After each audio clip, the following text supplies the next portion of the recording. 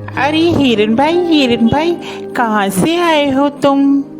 अरे मित्र, मैं बगल के जंगल से आया हूँ। अच्छा, फिर तो तुम हमारे जंगल में नए हो। आपका इस जंगल में स्वागत है। धन्यवाद कौवे भैया, धन्यवाद। अरे हिरन भाई, क्या तुम मुझसे दोस्ती करोगे? इस जंगल में मेरा कोई भी दोस्त नहीं है। क्यों नहीं कौवे भैया, मैं आपसे जरूर दोस्ती करूंगा। कौवे और हिरन की दोस्ती हो जाती है। वह जहाँ भी जाते एक साथ जाते और जहाँ भी घूमते साथ साथ घूमते। एक दिन उन दोनों के ऊपर लोमड़ी की नजर पड़ी। अरे कितना स्वादिष्ट हिरन है, ये हरी हरी घास खाता है। मेरा तो दिल करता है कि मैं इसका शिकार करूं और इसको खा जाऊं। फिर एक दिन कौवा और हिरन आपस में बात कर रहे थे। मन ही मन ललचा रहा था कि कैसे मैं हिरन का शिकार करूं। एक दिन कौवा किसी काम से कहीं गया हुआ था और उस दिन हिरन अकेला था। मौका देखते ही लोमड़ी कौवे के पास गई। अरे नमस्कार हिरन भाई, कैसे हैं आप? मैं तो ठीक हूँ, तुम बताओ तुम कैसी हो? मैं अच्छी हूँ। मैं आपके जंगल में ही एक गुफा के पास रहती हूँ। क्या आप मेरे साथ दोस्ती करेंगे? अरे नहीं नहीं लोमड़ी, मैं किसी भी अनजान जानवर से दोस्ती नहीं करता। जिसके बारे में मैं जानता हूँ सिर्फ मैं उसी से दोस्ती करता हूँ।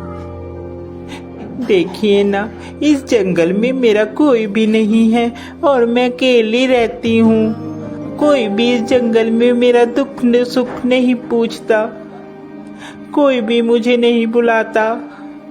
अब देखिए ना, आप ही इस जंगल में नए आए हो और आपको मैंने प्रस्ताव दिया दोस्ती का, आपने भी मेरा कहना नहीं माना। लोमड़ी की मीठी मीठी बात सुनकर हिरन का दिल पसीज जाता है और वह लोमड़ी से दोस्ती के लिए राजी हो जाता है। फिर लोमड़ी और हिरन दोनों दोस्त हो जाते हैं। वह साथ साथ घूमते हैं।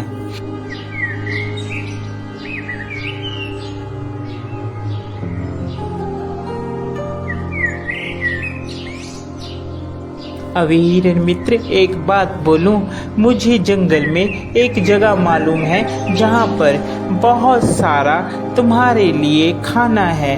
वहाँ पर तुम जी भरकर और पेट भरकर खाना खाना। वहाँ पर कोई भी रोक टोक नहीं है। लोमड़ी की बात सुनकर हिरन बहुत खुश हुआ और कहने लगा, ठीक है भाई, हम लोग चलते हैं खाने के लिए। वह हिरन को खेत में ले जाता है। अरे वाह, इतना सारा खाना!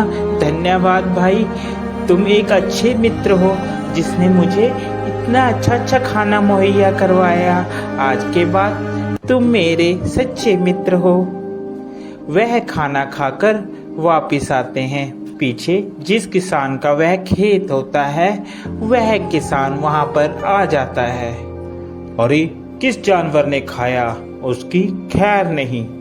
दूसरे दिन फिर हिरन और लोमड़ी प्लान बनाते हैं और वहीं पर फिर खाने के लिए जाते हैं।